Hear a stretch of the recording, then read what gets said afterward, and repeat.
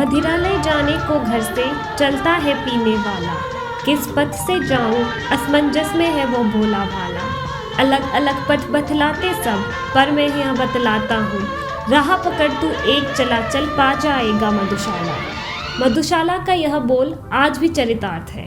सरकारों द्वारा लॉकडाउन में ढील और लोगों द्वारा घंटों लाइन में खड़े होकर अर्थव्यवस्था में योगदान देश की कोरोना जैसे अदृश्य दुश्मन के खिलाफ एकजुटता दिखाती है।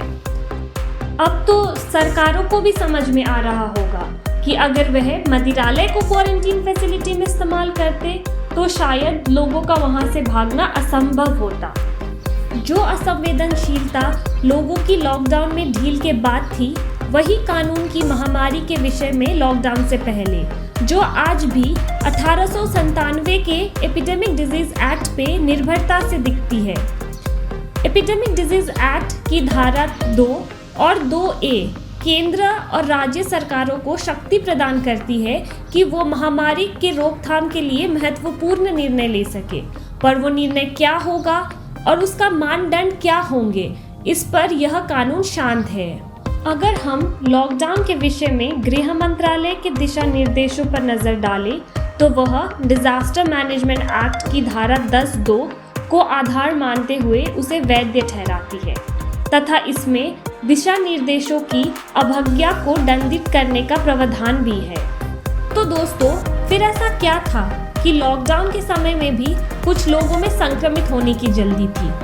क्या नागरिकों का मौलिक अधिकारों के प्रति सजग होना आज सरकारों के लिए भी मुश्किल बन रहा है?